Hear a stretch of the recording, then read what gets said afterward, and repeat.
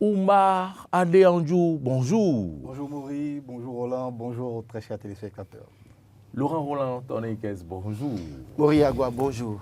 Amis téléspectateurs internet, bonjour. Oumar Adéanjou, bonjour. Bonjour. Nous sommes mercredi et puis voilà, la semaine s'égrène lentement mais sûrement. On se retrouve sur ce plateau pour faire donc les analyses par rapport au quotidien. Nous allons parler de cette situation relevée par les quotidiens ce matin en ce qui concerne la loi sur la chefferie traditionnelle, mais également l'interrogation à la une d'un quotidien. Pourquoi le dauphin de Talon suscite tant d'intérêt? Oui, Oumar Adéanjou, un quotidien, s'est interrogé sur la question. C'est bien l'emblème du jour. Pourquoi donc le dauphin de Talon suscite tant d'intérêt selon vous? Un sujet très sérieux, mais avant, moi j'ai un autre sujet très peu sérieux à vous proposer pour l'actu décalé, si Laurent n'est pas contre. Où est-ce que vous trouvez vos cravates? Ça serait un bon sujet d'actu décalé pour qu'on puisse discuter. Mais là, oui, revenons au sujet très sérieux. Non, mais je peux vous répondre. C'est une... Vous nous éblouissez chaque matin avec vos cravates. Merci d'abord pour les compliments et c'est pour les beaux yeux de ceux qui nous suivent. Pour les beaux yeux de madame d'abord. Non, de ceux qui nous suivent et après madame aussi. Parce que je ne travaille pas ici pour madame. Vous sortez de la maison, la première personne qui me qualifie, c'est madame d'abord. Je travaille pour des millions de téléspectateurs et non pour madame. Si ce n'est que pour madame, j'aurais pu me coucher à la maison et me présenter les unes à la maison. La première personne qui apprend à vous apprécier, c'est d'abord madame. Et quand vous êtes beau à l'antenne, c'est sa fierté. C'est sa fierté. Elle fait un bon boulot. Mais maintenant, si vous voulez, on peut revenir au sujet très sérieux maintenant. Patientez. J'ai ouvert la boîte de Pandore. Le débat n'était pas là. Non, mais je vous ai aidé à répondre. Le débat n'était pas là. D'accord? Bien. Et comme vous également, vous en avez de belles cravates. Et je pense quand même qu'il faut remercier une personne. Ce n'est pas un secret. Et c'est M. Désiré Djotan. Il faut remercier, voilà, qui suit au quotidien ce que nous faisons ici, qui nous encourage, qui nous fait des cadeaux. Il faut le dire, un monsieur généreux. Oui, merci une fois encore, car cette cravate, voilà, c'est grâce à lui. Merci. Vous avez du goût. Continuez par nous encourager. Nous irons loin. Oui, n'est-ce pas? Non, je ne dirais pas mieux que vous, parce que je l'ai connu grâce à vous. Et il se fait qu'il est ami de notre DG. J'ai réussi à... Ami frère de notre DG. Et je crois que j'ai réussi à avoir des costumes chez lui. Et puis, vous m'aviez fait la commission lundi de ce qu'il m'a envoyé encore 3 cravates que je n'ai pas encore vues. Oui. Donc, je crois qu'au-delà de tout, il faut quand même remercier ces personnes-là parce que ce n'est pas aussi facile. C'est pas facile. Que de changer costume, cravate sur une semaine. Une semaine. Et un mois. Et toute une année. Jours. Oui. Encore que moi, les dimanches, j'ai l'obligation de porter costume et de porter une cravate. Donc c'est beaucoup plus difficile pour moi aussi parfois. Très bien. Mais je crois qu'avec ces personnes quand même qui pensent à nous, merci quand même, tonton Désiré Djotan. S'il y a d'autres personnes qui hésitent, n'hésitez pas. Bon, en fait, je vais aller sur le terrain. Non, c'est fini, le débat est fini. Les gens ne parlent pas des intentions. On va faire... Non, les gens n'ont pas du tout prémédité ce que je disais. Non, je sais. Je sais que ce n'est pas prémédité. Merci à tonton Désiré. Je vais finir maintenant pour remercier nos femmes. Effectivement. Votre femme, oui. Ma femme, la femme et votre femme. Voilà, pour tout ce qu'elles font, pour que tout au moins les matins, nous venons ici en bonne santé, le sourire et puis la joie pour partager, pour informer. Et merci qu'elle continue également par apprécier ce que nous portons. Et voilà, c'est de votre devoir. Revenons maintenant au sujet très sérieux, oui, à la une du quotidien. Oui. On ferme la parenthèse. Oui, on constate quand même que les Béninois ont été habitués au fait qu'à l'approche des élections, on connaît déjà très tôt le candidat. S'il n'est pas venu marcher sur des routes quelques mois plus tôt, il va être dans des séances. On peut donc indexer quelqu'un pour dire c'est notre probable futur candidat ou voilà les candidats probables pour les élections à venir. Cette fois-ci, l'on n'est pas en mesure de le dire pour le moment. Et l'emblème du jour s'est donc interrogé pour se demander donc pourquoi, quelle est cette question, pourquoi donc le dauphin de Talon suscite tant d'intérêt. La question est très pointue et elle est pertinente. Oui, Oumar, effectivement, oui, c'est très pertinent. Notre confrère a vu juste de poser cette question. Vu la période que nous traversons, vous l'avez rappelé, nous sommes en fin de mandat, deuxième mandat constitutionnel du président Patrice Talon. Donc il est fort clos pour d'autres mandats. Il ne pourra plus donc se présenter.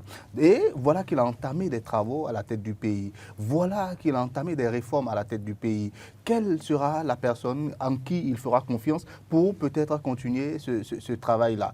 Voilà, ça c'est une première. Parce que à chaque fois au Bénin, c'est récurrent. Quand un président veut partir, il propose donc un dauphin, il propose une personne qu'il estime être à la hauteur donc de la tâche qui reste à accomplir à la tête du pays. En tout cas, poursuivre ne serait-ce que la tâche qui reste à accomplir à la tête du pays. Et on est déjà habitué à cela. Mais cette fois-ci, c'est que la donne a changé. La réforme du système partisan est passée par là. Et les contextes ne sont plus exactement les mêmes, ne serait-ce au niveau des tests. Déjà, ça c'est un premier paquet, c'est une première chose qu'il faut. Le système partisan n'empêche pas qu'on sache les. Si, ça a un rapport avec, et je vais vous dire pourquoi. Si vous donnez le nom de votre dauphin très tôt, avant même la date qui a été fixée par la loi, mais on va le détruire. Nous sommes sur le terrain politique. On lui sortira peut-être des casseroles, on aura tous les moyens de passer dans les différents hameaux pour chercher à savoir quels sont ses tares, quels sont ses défauts et peut-être attirer l'attention peut-être de l'autorité qui a en charge donc, attirer la de réguler. Foudre sur lui, pourquoi pas. Voilà pourquoi, et voir les éléments parmi nos tests qui pourront aller contre lui. Ça, c'est peut-être ça relève, une hypothèse. Voilà, c'est une hypothèse. Et cela relève forcément de la prudence qu'on a généralement en politique pour annoncer les couleurs. Donc on va vraiment avec beaucoup de tact, avec beaucoup de mesures pour essayer de ne pas tout de suite révéler toutes ces cartes et à la fin voir les autres auront mis en place toutes les stratégies nécessaires pour aller contre nous. Les donnes ont changé. Aujourd'hui, peut-être au plus le 11 octobre, je suis sûr au moins, ça c'est une date je crois constitutionnelle si je ne me trompe pas, le 11 octobre 2025, on aura les noms des candidats parce que ça sera la date butoir. Tout le monde devra aller donc donner le nom. Bon, attendons juste cette date-là. Maintenant, pourquoi ça suscite beaucoup d'intérêt? Le confrère aussi a raison. Parce que, comme je l'ai dit, le contexte a changé. Cette fois-ci, c'est deux présidentielles qu'on va présenter. C'est un duo de présidentielles. Le président et le vice-président. C'est inédit au Bénin. Et c'est une élection générale. C'est des élections qui vont s'enchaîner. Donc, tout cela mis ensemble, c'est clair que sur le plan politique, tout le monde va aller avec beaucoup de tact, beaucoup de prudence pour ne pas se faire avoir. Voilà, donc moi je pense que l'intérêt de la population peut être justifié par ces différents éléments-là. Très bien. Laurent, écoutez, Oumar, c'est à croire que c'est en quelque sorte à cause de la béninoiserie que peut-être le président Talon ne voudrait pas dévoiler maintenant le dauphin. Oui, il l'a dit, au risque qu'on ne lui cherche des noises, qu'on ne lui crée peut-être des soucis, qu'on ne le dénigre, qu'on ne commence pas de contre-campagne et tout ça. Est-ce que vous êtes d'accord pour ces points relevés? Quand je parle de 2006, la béninoiserie 2026, n'a pas, même de 96, 96, ah d'accord. La béninoiserie n'a pas empêché les potentiels candidats d'être élus. Les gens ont traité le général Mathieu Kékou de tous les noms au cours de la Révolution. Segoula est venu, il a fait 5 ans. Malgré tout ce que les Béninois racontaient, il a torturé, il a envoyé à Sigmana, il a été président en 96. En 2006, on a envoyé des photos de Boniaï. Vous savez, je ne vais pas décrire comment les photos, les gens ont balancé ça. Non, ça n'a pas empêché Oui, mais vous n'avez pas vu. Moi, je ne vais pas répéter comment. Je vais pas rappeler comment c'était quelle photo. C'est des photos qui ne le mettaient pas en valeur. Voilà. Ça, moi, je et pourtant, souviens. ça n'a pas empêché d'être président. Patrice Talon également, on a pu voir la vague de communication avec le régime d'alors, entre 2012 et 2016. Bien sûr, bien avec sûr. tout ce qui a accompagné. Ça n'a pas empêché Patrice Talon d'être président de la République. Je ne pense pas que ce soit une question de béninoiserie. Aujourd'hui, c'est une question de test qui fait que, en réalité, le chef de l'État aussi ayant parlé, et sachant très bien que les ambitions en griffe sont étouffées, on ne peut pas citer des noms, hein. Quand même, on a pu voir tous ces derniers temps, ceux qui ont des ambitions, quel a été leur sort à un moment donné. Mais, en fait, la question, pourquoi le dauphin de Talon suscite tant d'intérêt pour les Béninois? Je pense que oui, véritablement. Vous avez abordé, Oumar, un aspect de la situation. Voilà un président, qu'on le veuille ou non, qui a engagé de grands travaux à la tête du Bénin. Et donc, à un moment donné, dans la recherche de cet homme qui pourrait continuer les acquis de Patrice Talon, les Béninois veulent découvrir celui-là qui, véritablement, veut diriger le Bénin à partir de 2026. A-t-il vraiment les qualités? Première chose. Et puis après, c'est-à-dire que quand vous regardez un peu l'écosystème politique aujourd'hui, vous vous rendez compte que véritablement, les gens n'ont plus le courage de leurs idées ou de leurs opinions. Et on a l'impression qu'il y a une main invisible qui empêche les gens de parler ou bien de se libérer. Et quand c'est comme ça, en réalité, les Béninois s'étonnent de ce que, pour un chef qui a promis de partir, en réalité, qu'est-ce qui pourrait empêcher ses soutiens de se déclarer candidat pour dire. Et c'est en cela que certains, à tort ou à raison, continuent de douter de la sincérité ou de la promesse du chef de l'État de partir. En fait, c'est tout le nœud à ce niveau en réalité. Le chef a dit « je vais partir ». Mais il y a des gens qui ont pris des initiatives au sein des formations politiques, on a vu quelle a été la suite. Et donc, vous allez voir clairement qu'à ce moment, les gens se disent « mais finalement, si vraiment il y a dauphin, parlez-nous du dauphin, on veut connaître ». Et c'est pareil pour l'opposition. Hein. Ce n'est pas que Patrice Talon, parce qu'on dira que pourquoi le dauphin. Non. Pourquoi le prochain président, en tout cas le successeur de Patrice Talon, suscite tant d'intérêt? On peut reposer la question de cette manière. Parce que même du côté de l'opposition également, on a le même problème. Les gens se disent, mais finalement, dans l'opposition là, vous voulez nous proposer qui? Pourquoi vous ne sortez pas déjà la personne pour qu'on sache? Oui, évidemment, c'est ça le problème. Et au niveau de l'opposition, le dauphin de Patrice Talon intéresse. Au niveau de la mouvance, le candidat de l'opposition intéresse pour qu'on sache en même temps à quoi s'en tenir et comment se préparer. Donc l'un dans l'autre, j'estime véritablement que le problème qui se pose aujourd'hui, c'est une question de liberté des acteurs politiques à se prononcer pour qu'on sache véritablement. On est en quelque sorte une idée. Pourquoi le candidat même ne se prononce pas? Oui, justement, c'est ça. Le candidat même ne se je vous ai parlé maintenant des... Camille Seba s'est prononcé. Oui, Camille Seba s'est prononcé. Il a dit, il n'est pas, en l'état, il ne peut pas être candidat. Il ne peut pas. Parce qu'il a demandé une collaboration avec le Parti des démocrates. Oui, mais il s'est prononcé, non? Oui, mais il s'est prononcé. Avec les tests aujourd'hui, il n'y a pas de Moria dit je veux être candidat. C'est pas possible. Tu vas avoir des millions, mon cher Maury, tu ne pourras pas. De candidats plaisantins. Oui, donc, véritablement, pour les uns les autres, la première inquiétude, c'est qui véritablement peut venir d'abord pour réconcilier les Béninois. Ça, c'est un premier aspect. C'est très important. Parce qu'en réalité, le profil du dauphin de Patrice Talon intéresse en ce sens que il faut quelqu'un qui puisse parler à tous les courants politiques. Parfait. Il faut que ce soit quelqu'un qui soit en mesure de parler à Joël Aïva, qui soit quelqu'un qui soit en mesure de parler à Ricky Madougou, qui soit quelqu'un qui soit parlé à Boni Yahi, à Sébastien Djavon, et dire, bon, finalement, vous aviez eu problème avec Patrice Talon, moi je suis là, venez, on va s'entendre. Et avec Patrice Talon également, ils vont s'asseoir. Donc ça intéresse les gens parce que, en dehors des gros travaux, il y a des choses sur lesquelles on a peut-être des raisons de reprocher un certain nombre de choses à Patrice Talon. Et le dauphin intéresse à plus d'un titre pour que ce monsieur ou cette dame qui doit être dauphin de Patrice Talon soit un conciliateur, un pacificateur, un fédérateur, et celui-là qui a le profil d'abord de continuer les grands travaux pour la modernisation de notre pays, celui-là qui va continuer, parce que le chef de l'État l'a dit récemment, il ne veut pas de quelqu'un qui va remettre en cause ses réformes. Donc s'il faut améliorer les réformes, il a été clair. Hein? Il faut quelqu'un, quand il va venir, ce n'est pas de remettre tout en cause. Qu'on le veuille ou non, toutes les réformes ne sont pas mauvaises pour autant. Il y en a sur lesquelles on peut revenir. Donc, il faut que ce soit quelqu'un qui vienne, qui remette en cause parfois certaines réformes qu'il faut corriger, mais quelqu'un véritablement qui soit là pour le Béninois de Tukuntuna, le Béninois de Pobé, le Béninois de Lalo, le Béninois de Soava ou des Agégué.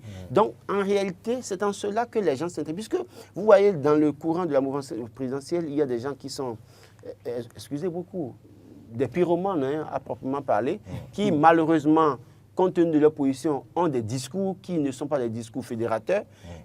Ça intéresse les Béninois.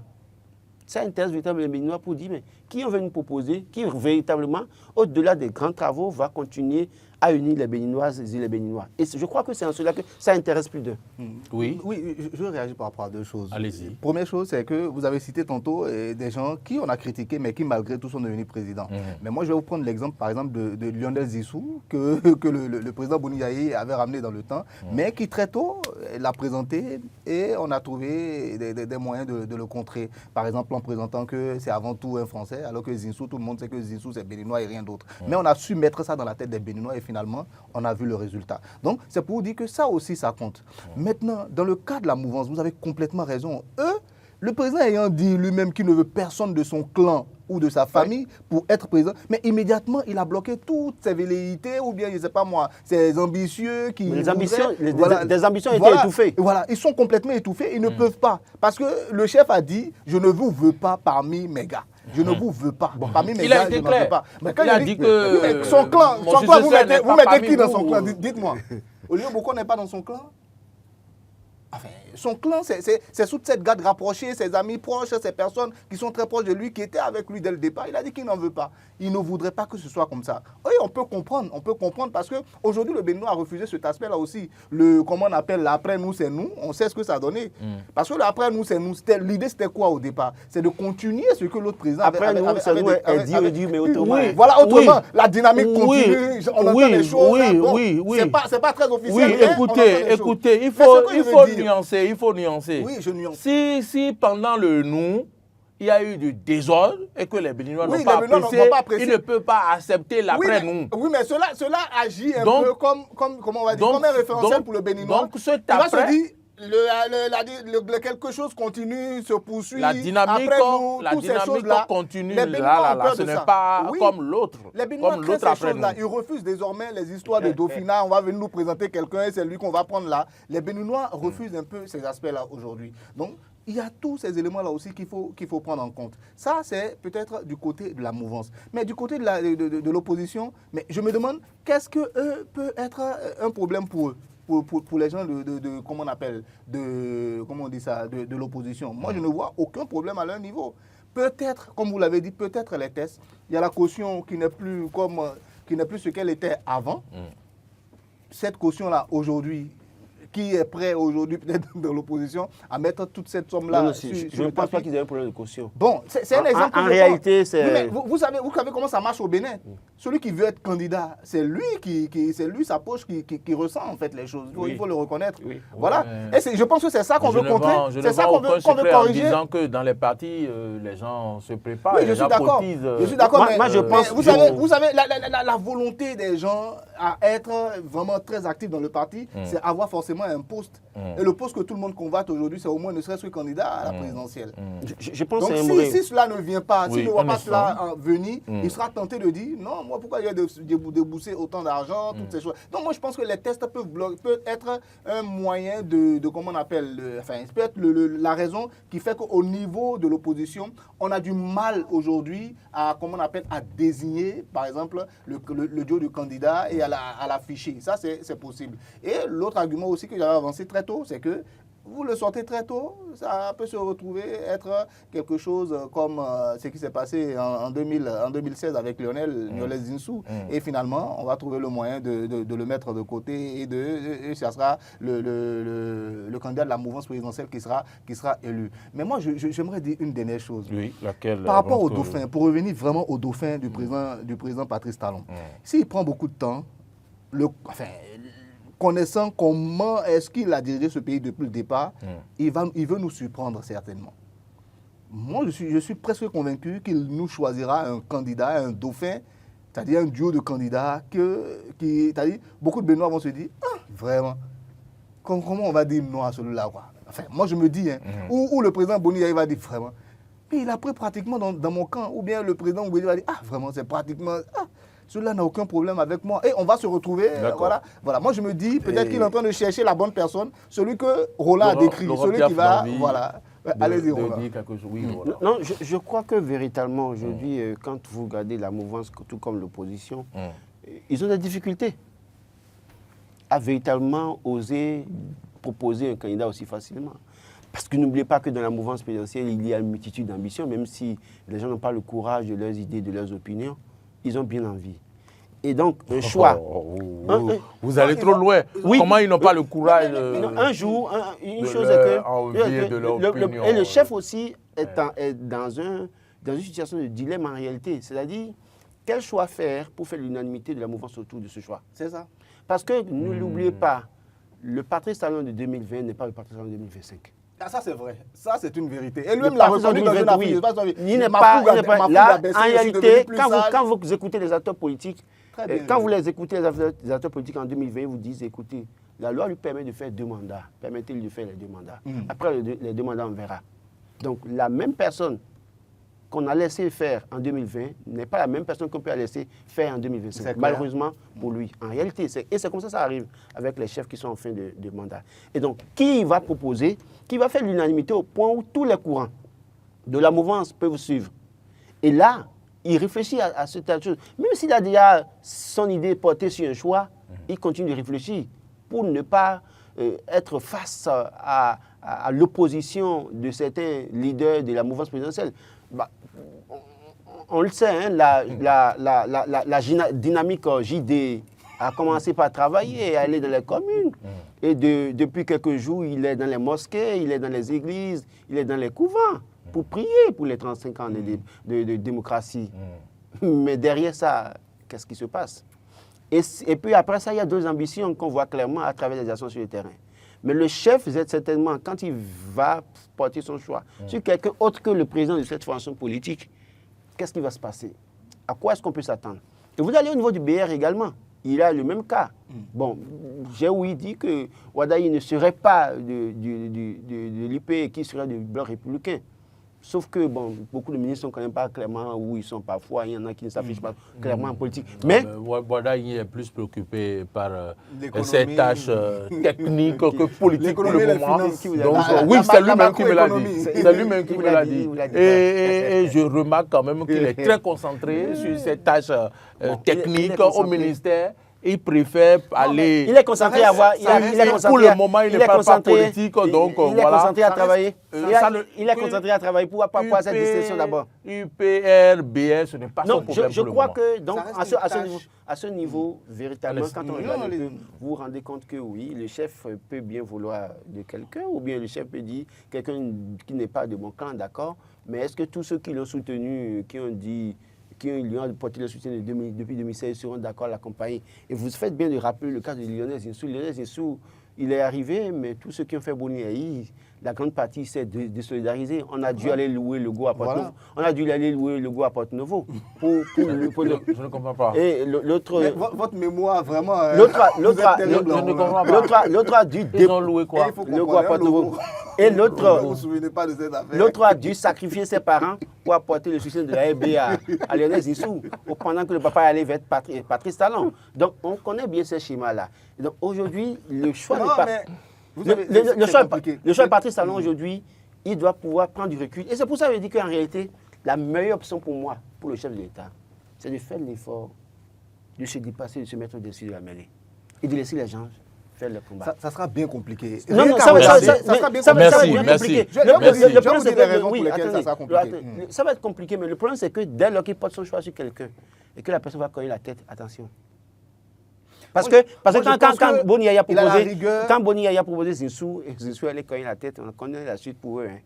Il a la rigueur qui permet à tout le monde de se mettre dans les rangs, imposer la discipline de groupe. Je pense que Patrice Talon l'a. il sait manipuler sur ce plan-là. Il sait travailler sur ce plan-là et amener tout le monde à marcher bien droit en politique, rien que ceux qui sont Je préfère que vous utilisez manager que manipuler. Bon, d'accord. Manager, oui, si vous permettez, aujourd'hui, Patrice Talon qui avait la discipline du groupe en 2020, 2016 jusqu'en 2024, n'a pas toute la discipline du groupe. Je suis complètement d'accord. Et la preuve, beaucoup d'acteurs politiques, la preuve, par exemple, je ne vais pas citer des noms, il en est bien conscient. Je pense qu'on peut citer. La preuve, par exemple, c'est les histoires Omeki et Olivier Bokor. À un moment, ça dépasse certains acteurs et qui ont envie de s'affirmer. Mais Olivier Bokor, aujourd'hui, quelle a été, par exemple, leur erreur, par exemple, selon moi, après analyse, je me dis, l'erreur commise, c'est qu'ils ne sont pas passés par les voies les plus normales. Un complot contre l'autorité ou, je sais pas moi, la sûreté de l'État, c'est clair que ça, c'est quelque chose d'extrêmement grave. Et ça, ils ont été punis pour ça. Sinon, qu'un membre du clan ou bien de la famille du président veuille être président du Bénin, ce n'est pas un crime à mon humble avis. C'est le président qui n'en veut pas. On est d'accord? Il peut venir et dire, voilà, moi, je vais être candidat, et commencer à militer au sein des partis. Moi, je pense qu'ils auraient dû... Voilà, ils auraient pu le faire. Voilà, ils auraient pu le faire. Mais si personne n'arrive à le dire, c'est là où je dis, si personne n'arrive à afficher ses ambitions, c'est là où je dis, il a cette capacité-là à manager, comme vous avez dit, pour que tout le monde reste dans les rangs et que la discipline soit observée. Et c'est cette discipline-là que ce soit l'UP, comment on appelle, le BR, Mouel et tous les autres qui le suivent, sont obligés de suivre et rester tranquilles en attendant que le chef décide de quelque chose. Malgré que la loi dit désormais, c'est les partis politiques qui portent les candidats. Vous voyez? Donc, on est bien obligé quand même de suivre. Parce que vous soutenez qui?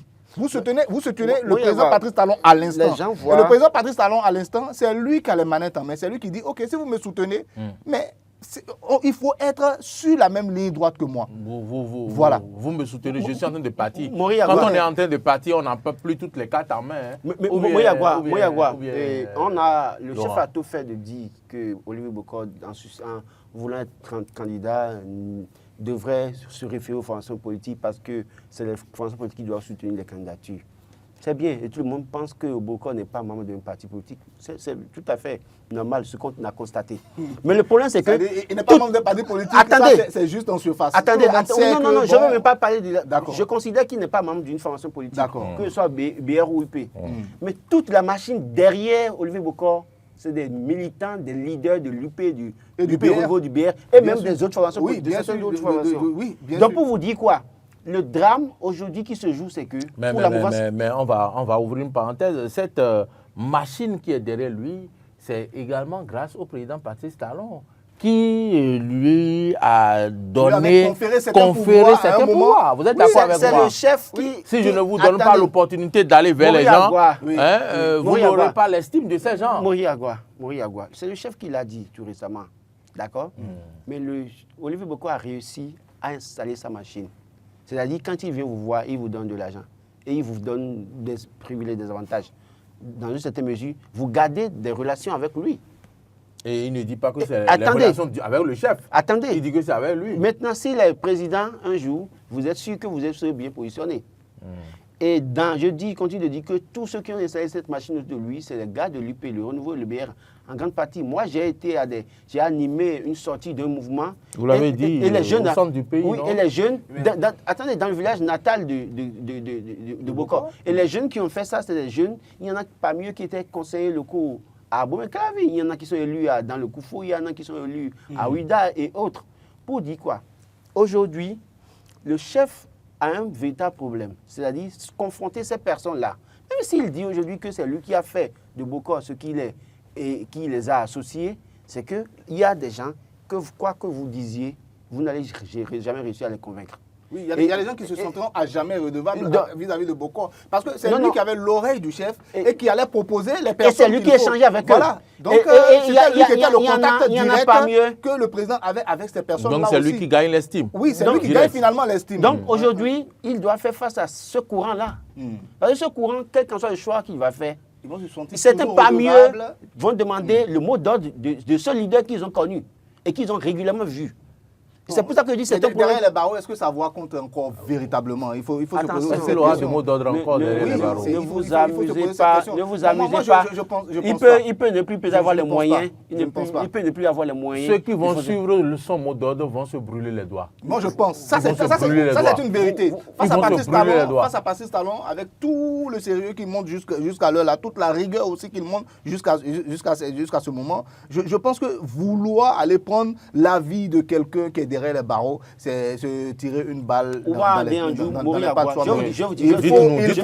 On va l'écouter. Vous êtes leader dans la commune d'Abomey-Clavi, dans la 6e circonscription électorale.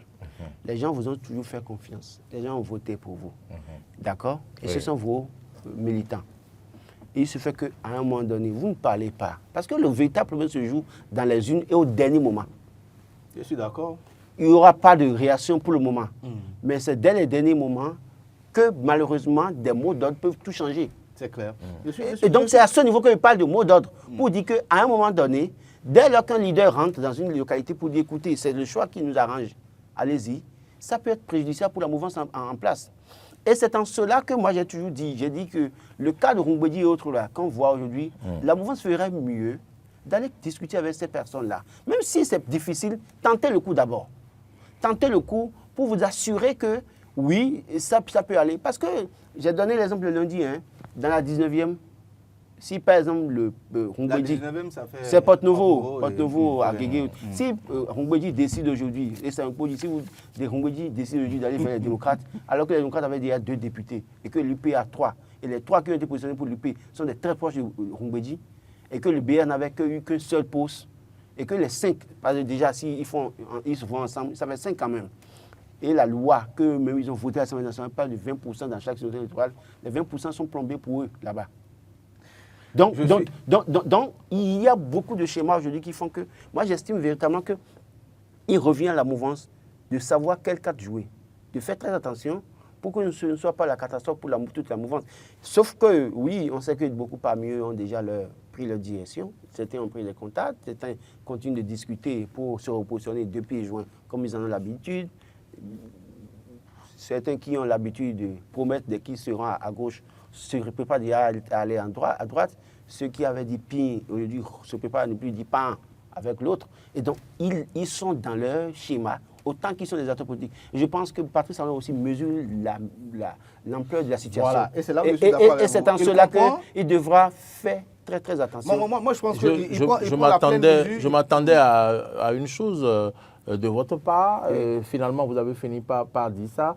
Oui, l'on ne dévoile pas tôt le dauphin parce que ceux-là, les carriéristes politiques, vont devoir se repositionner. S'ils connaissent très tôt le dauphin, ils vont commencer par raser les murs nuitamment pour commencer par aller se positionner, demander quelle chanson chanter. On a beau les appeler carriéristes, on a beau tout dire, c'est des gens qui sont très influents. Moi, je ne traite personne de carriériste. Non, je comprends ce que vous dites. Parce que je vais prendre l'exemple, par exemple. Il dit aujourd'hui, on sera là. Demain, on sera là. Après-demain, on sera là. Non, mais ils sont très influents. Moi, je prends par exemple l'exemple de comment on appelle, de Pépé Roumbédi, comme vous avez l'appelé, comme vous avez pris l'exemple tout à l'heure. Il suffit qu'il donne le mot d'ordre. Croyez-moi, tous les Agbais vont le suivre. Vous êtes d'accord avec moi? Ça, c'est comme ça le Bénin. Tout le monde est d'accord avec ça. Ça, on ne peut pas aller contre. C'est notre manière à nous de faire de la politique, ça. Ça fait partie... Ceux qui disent que Roumbédi est fini, ils s'amusent. Non, ils seront étonnés en ce moment-là. Et moi, je pense que, comme vous avez terminé également par cela, le président Patrice Talon lui-même prend la mesure de cela. La question lui a été posée, par exemple, par François Soudan, mais il a dit, non, fermez d'abord cette page-là, on en parlera après. Parce qu'il sait que ça compte. Donc il sait, peut-être qu'il envoie des émissaires, non, on ne sait pas. Peut-être que des gens vont vers le président Roumbédi. Le président Roumbédi a exprimé quelque chose. Peut-être qu'ils se sont parlé entre-temps de vive voix et qu'il n'a pas entendu. Et donc il a fait une déclaration, voilà, c'est sûr qu'ils s'entendent. C'est sûr qu'il prend tout cela. Voilà, c'est sûr qu'il prend tout cela en compte. Et cela dit, moi j'aimerais revenir sur un fait également qui pourrait être l'élément qui fait qu'aujourd'hui, on n'a pas des candidats qui se lèvent pour dire je vais être candidat. C'est vrai que c'est toujours lié à la réforme du système. Il y a les candidats, c'est les parrainages. Bon, les parrainages, je veux parler des parrainages. Aujourd'hui, par exemple, la transhumance... Il y a Arondé Hippolyte qui dit qu'il est candidat. Il y a quand même Achille Loko qui tout récemment a dit qu'il sera au primaire du Parti des démocrates, quoique le parti a remis en cause l'utilisation de son logo. C'est là où je suis en train de vous dire... Paul Roupin, bon, pour le moment, il travaille à se repositionner. Les parrainages... Il veut faire disparaître les démocrates. Les parrainages changent complètement la donne aujourd'hui. Vous êtes d'accord avec moi? Mais ça change complètement la donne, les parrainages et le fait que la transhumance n'est plus possible. Vous êtes d'accord avec moi? Ça change complètement la donne. De sorte qu'aujourd'hui, un démocrate ne peut pas... On peut dire quoi? Qui a interviewé les chefs de l'État pour les parrainages. Vous n'avez pas suivi. Donc, vous voyez l'élément. Donc, imaginez par exemple si les parrainages étaient ce qu'ils étaient avant. Enfin, s'il n'y avait pas ce problème de parrainage, je ne vais pas dire ce problème, mais s'il n'y avait pas, par exemple, ce critère de parrainage, des personnes peut-être comme Paul Roupin se seraient déjà déclarées depuis très longtemps. Vous êtes d'accord avec moi? Rien qu'en demandant ça, ça veut dire que c'est ce qu'il attend. Donc, les parrainages constituent un élément qui freine beaucoup les uns et les autres. Il n'y a plus de transhumance. Un démocrate ne peut plus se lever pour dire non, je m'en vais avec les FCBOD, je m'en vais avec l'UPR ou tout ça. Ça, c'est terminé. Les tests ont banni ces choses-là. Donc, ça fait qu'aujourd'hui, tout le monde est obligé d'attendre et de regarder comment est-ce que les choses vont évoluer. Mais par contre, les démocrates, pourquoi les démocrates, Laurent a posé la question, je me pose beaucoup de questions. Non, j'ai expliqué, j'ai dit pourquoi. Moi aussi, j'ai compris votre explication et j'ai même argumenté dans ce sens-là aussi. Mais ça tarde. Il faut qu'on anime la vie politique. Il faut que ça ne va pas tarder. Les choses bougent. Vous arrêtez parce que ouais, le confrère de la matinée tout à l'heure, vous savez ce qu'il a publié. Il a dit les débats sur les chaînes de télévision, finalement, c'est devenu des monologues. Je n'ai pas voulu poser sur ça. Vous voulez que je n'en parle pas. Une bêtise? Non, je n'en parle pas. Non, ne dites même pas une bêtise. Ne dites même pas une bêtise. Mais en réalité, quand vous regardez les réactions de Paul Roupin, vous devez pouvoir faire attention parce que quand l'aveugle vous peut. Mais là, si vous jetez une pierre, lancer une pierre, ça veut dire que son pied est derrière sur quelque chose. Tel qu'il se comporte, ce monsieur s'est préparé encore notre tour à jouer. C'est fort possible pour bientôt. Nous sommes en politique. Oui, et c'est la situation. Et moi, je crois qu'aujourd'hui, oui, question de parrainage oblige, mais pour autant, j'estime véritablement que l'opposition, avec la proposition de candidature, continue de réfléchir. Parce que même s'ils ont un candidat, il faut checker pour s'assurer. Oui. Parce qu'on a vu le cas Patrick D'ivoire en 2021. Oui, vite fait. Avec cette affaire de quitus fiscal, ça n'a pas été facile. Oui. Et donc, aujourd'hui, n'importe qui veut être candidat, il faut quand même checker ça. Il faut qu'il soit clean. Voilà, irréprochable à tous égards.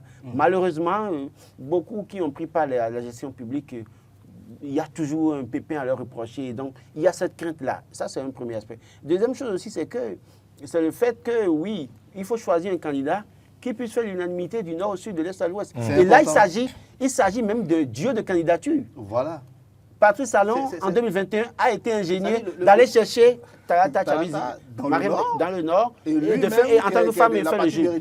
Aujourd'hui, vous faites un choix de duo de candidature, vous devez pouvoir faire l'effort de retrouver les deux grandes régions du Bénin dans cette duo de candidature. Si vous faites l'erreur de prendre un duo de candidature concentré dans une région du Bénin, vous risquez de ne pas avoir l'accompagnement ou l'adhésion d'une autre partie du Bénin. Et donc, il y a ce problème que les démocrates auront, parce que, véritablement, est-ce qu'un candidat... Ils sont en train de sillonner le Nord, hein, donc c'est pour préparer cela, attendez, non? Si un candidat titulaire comprendra dans une région, est-ce que ça fera l'unanimité là-bas? Un duo, Esprit ici, est-ce que ça va faire l'unanimité là-bas? Et c'est pareil pour la mouvance. Paix à son âme, l'un des ministres tout récemment décédé, en tout cas malheureusement, aurait pu faire objet de duo dans le choix des candidatures. Malheureusement, parce que lui, par exemple, c'était un bon profil. Quelqu'un qui est de la Takora, grandi à Parakou, qui a fait sa carrière professionnelle, une partie à Porto-Rico connue là-bas, pour sa simplicité, un homme fédérateur, et puis étant d'un courant religieux assez influent au Bénin, mais malheureusement, passé le vieux à trépas aujourd'hui, paix à son âme. Donc, c'est des profils comme ça qu'il faut chercher. Je suis d'accord. Mais maintenant qu'on a fini avec les profils, je pense qu'il y a les stratégies aussi à mettre en place. Les stratégies, bien sûr, en lien avec les réformes en ce moment, les nouveaux tests que nous avons. C'est quoi? C'est les 20%. Oui, les 20%. Pendant longtemps, vous et moi, on a discuté de les 20%. Mais vous avez eu raison, je suis complètement d'accord avec vous désormais. Oui, les 20%, c'est ça législatif, c'est pas pour la présidentielle, il n'y a pas de 20%. De manière, oui, c'est vrai. Pour la présidentielle, il n'y a pas de 20%. Là, vous avez complètement raison. Oui, c'est pour les législatives qu'il y a l'implantation et pour les communales également. Des partis, c'est-à-dire sur le plan, comment on appelle, national. C'est une stratégie aussi qu'il faut voir et vous avez bien fait de le développer, c'est-à-dire des personnes, des profils qui puissent donc et Fédérer. convaincre, voilà, fédérer aussi bien au nord qu'au sud. Je pense que vous À avez... l'est, à l'ouest, un Oui, peu partout. c'est exactement ça. Je crois que Exact. oui, pour une question de 20%, pour revenir là-dessus, c'est pour les communales législatives, il faut les 20%. Et véritablement, c'est là où il y a le souci. Moi, l'élection présidentielle étant prévue après les législatives et les communales, bon, on attend de voir ce que ça va donner. Ce qui est sûr, il revient aux acteurs de vraiment se préparer pour nous proposer quelque chose Ils de devront bon. mettre des stratégies en place parce que les tests sont déjà là. Et le plus important, ils seront appliqués. Et le dans plus tous les important, c'est de poser des actes qui garantissent et préservent la pêche et la marquise. C'est très important. C'est clair. Bon, je pense que vous avez donc abordé tous les aspects. J'avais prévu qu'on parle d'autres sujets. Le temps est allé très vite, mais je vais quand même essayer de vous arracher peut-être quelques mots. On va partir en Côte d'Ivoire. Pour parler de la liste électorale. On nous informe à la une du quotidien l'emblème du jour. Si Rebecca veut bien nous l'afficher. Côte d'Ivoire, liste électorale. On va faire Côte d'Ivoire, liste électorale où Laurent Gbagbo, Guillaume Soro et Charles Blé Goudé sont exclus. Très tôt ce matin, j'ai suivi sur TV5 autour de 5h30 Charles Blé Goudé, 5h36, Charles Blé Goudé, reçu dans la première édition de la journée, qui disait quand même qu'il n'a pas encore le don de l'ubiquité, c'est ça, bien ça, non? D'ubiquité. D'ubiquité, je ne sais pas, j'y arriverai, et qu'il ne peut pas être à La Haye et également être présent en Côte d'Ivoire. Et il pense quand même qu'au-delà de l'exclusion, il va falloir que les Ivoiriens s'asseyent et parlent. Si vous voulez, moi, mon avis, je me suis dit, est-ce que des leçons ont été vraiment tirées de ce que la Côte d'Ivoire a traversé? Je pose la question à Oumar Adeyanjo. Vous n'étiez pas là-bas pendant cette période difficile? Juste les tout débuts, et puis bon, moi j'ai rejoint le Bénin, j'ai rejoint le Bénin pas à cause de la guerre, beaucoup plus à cause de mes études. Et non, est-ce que les leçons sont tirées? Je pense qu'au niveau des populations, on peut dire sans se tromper que les Ivoiriens n'ont plus besoin vraiment de se regarder aujourd'hui en chien de faïence. Les populations n'en veulent plus. Mais c'est sur le plan politique peut-être que le bas blesse. C'est sur le plan politique qu'on continue malgré tout de se regarder en chien de faïence. On utilise toujours des stratégies qui peuvent être des incubateurs, on va dire, de conflits, de crises. Et finalement, on risque de retomber dans les mêmes travers. Comme vous avez montré, quand notre confrère a mis des photos à la une, j'ai vu des visages. J'aurais aimé voir un quatrième visage. Si ce quatrième visage était sur cette photo-là, et qu'on disait que tout ce lot-là est exclu, je me disais que Dieu soit loué, la classe politique est c'est ce que je vais me tromper, je peux deviner. Guillaume Soro, vous devinez Ouattara. Bon, devinez comme vous voulez. Vous voulez parler de Ouattara? J'ai l'impression qu'il y a quelqu'un qui est sur la voie. Mais bon, je n'ai pas envie de le dire, parce que là-bas c'est très sensible. Peut-être, bon, en fait, Ouattara n'a rien à se reprocher pour se retrouver là. Pourquoi vous dites en ça? réalité, ce qui reproche aux autres, on ne peut pas le lui reprocher. Voilà. Ne lui reproche moi, pas ça. je dis que si on arrivait au moins à mettre tout le monde sur le même bateau et qu'on enlevait tout ce monde-là qui aujourd'hui constitue des pommes de discorde, parce que rien que leur personne, à chaque fois qu'on les affiche, c'est clivant. C'est clivant, c'est des moyens de dire à la population, ok, voilà, c'est tel qui était de tel bord dans le temps, et voilà, les mêmes choses vont recommencer. Donc moi je me dis que si on pouvait balayer tout ce monde-là et aller sur de nouvelles personnes, renouveler complètement la classe politique, un peu comme ça se fait au Bénin, c'est vrai que c'est avec beaucoup de...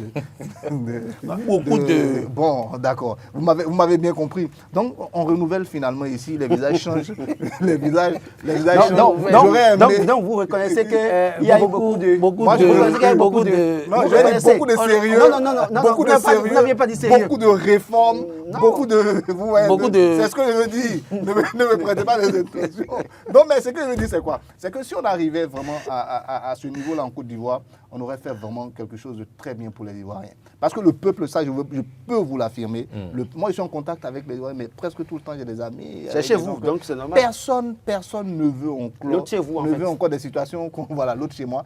Personne ne veut encore des situations confligènes en Côte d'Ivoire. Plus personne. Comme en 2010. Plus personne n'en veut. Je crois que Personne n'en veut. véritablement, ce que a dit Charles Blé Goudé est quand même justifié. Quelqu'un qui est à la Coupe internationale, comment en arrive-t-il à être présent en Côte d'Ivoire pour être jugé? Et mieux, vous savez, ils ont été acquittés. Qu'il n'a pas le don ils ont été acquittés à la Coupe internationale.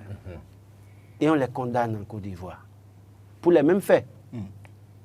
Et pourtant, la Coupe internationale a fait des enquêtes. Il y a eu des témoins qui sont allés témoigner là-bas et sur la base des informations recueillies, les gens se sont rendus compte que véritablement, Charles Blé Goudé, Laurent Gbagbo n'étaient pas coupables pour les faits à eux reprocher. Et donc, en réalité, si quelqu'un devait être extrait de la liste, je pense que c'est l'autre camp. Parce que si Charles Blé Goudé et Laurent Gbagbo ne sont pas coupables, qui est coupable? Parce qu'il y a deux personnes qui sont affrontées, deux camps qui sont affrontés. Vous ouvrez encore un autre débat. En tout cas, revenons sur le débat. Non, attendez, je viens. C'est ça qui les écarte. Non, je parle des faits de l'histoire. Non, je suis Ce qui a amené à les exclure de la liste, là, on connaît. C'est-à-dire qu'il y a eu deux camps qui sont affrontés.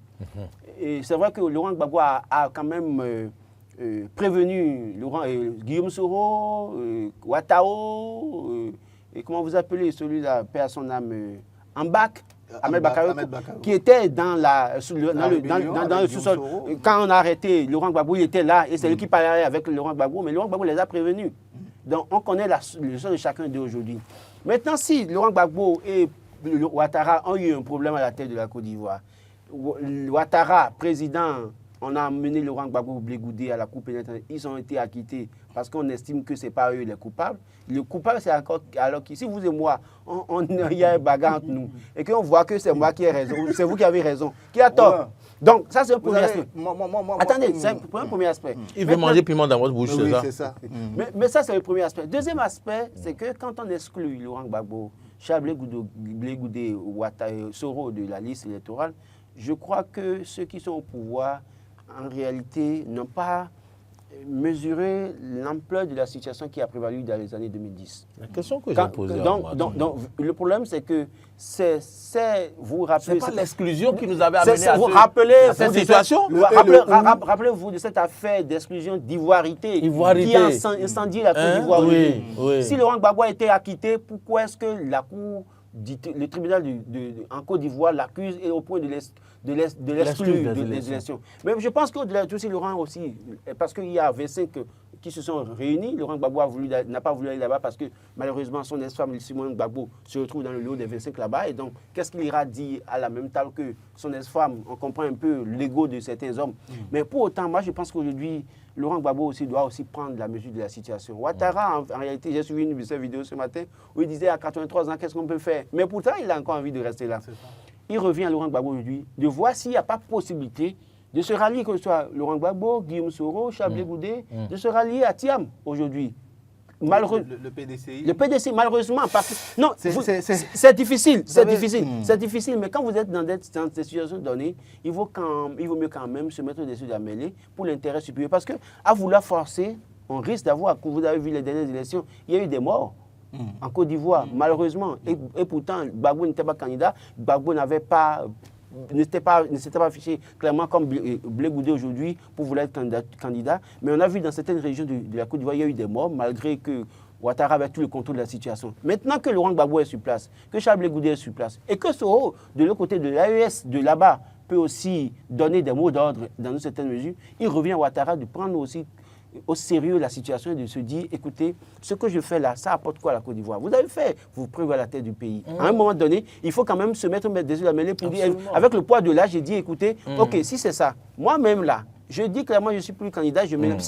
Sinon, si lui doit aller aux élections et qu'il doit empêcher Laurent Gbagbo, Charles Blé Goudé et autres d'aller aux élections, ça peut générer... Combien d'années après? 15 ans après? Ça peut entraîner encore de choses. Et c'est ce qu'on ne souhaite pas pour la Côte d'Ivoire. Ce pays-là qui est quand même je dirais, une vitrine. Moi, c'est toute mon inquiétude. Voilà, vous savez, toute mon inquiétude. Ce matin, quand j'ai suivi, Bénin, c'est toute mon inquiétude. Est plutôt juste, quand vous parlez comme ça, c'est plutôt juste.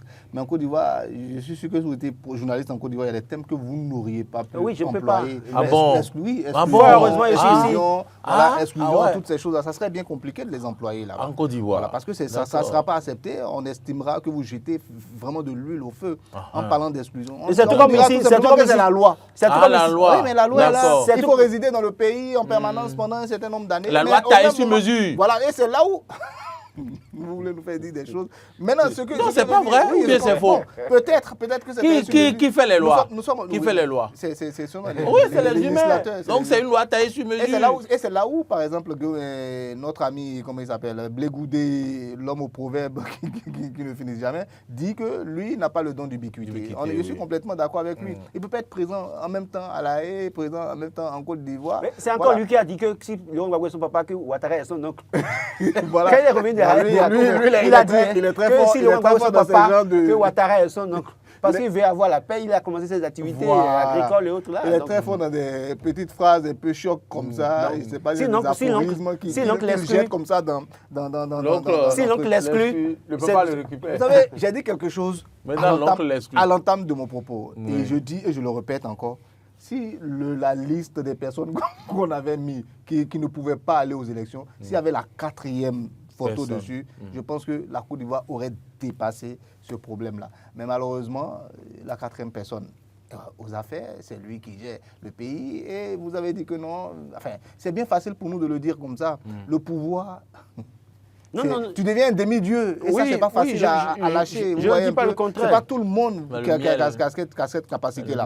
Et si vous voyez bien l'histoire de la Côte d'Ivoire, c'est pas comme le Bénin où on a cette tradition-là de, comme on appelle, d'alternance, où on est déjà habitué, ou même celui qui vient déjà même se prépare psychologiquement. Il disait que les Béninois, ils sont peut-être très dociles, mais vers la fin, ils deviennent comme des bêtes sauvages aussi. Il faut comprendre que Ouattara, c'est le bon petit de Houphouët-Boigny qui a une longévité au pouvoir en Côte d'Ivoire. Donc Ouattara ne peut pas... Houphouët-Boigny, personne ne l'a remplacé, il s'est remplacé, c'est la mort si vous voulez qu'il l'a remplacé. La mort qu'il a remplacé. Et dès qu'il est parti, il n'a pas préparé sa succession, on sait ce que ça a donné à la tête de la Côte et c'est ça qui a mis la Et ça a été toutes sortes de problèmes, on est parti de crise en crise, de coups d'État, voilà. Et voilà la tradition dans laquelle on est aujourd'hui en Côte d'Ivoire. Ce n'est pas exactement la même chose que le Bénin. Dieu soit loué. Nous, on a eu ce génie-là d'aller tout de suite vers la conférence des forces vives.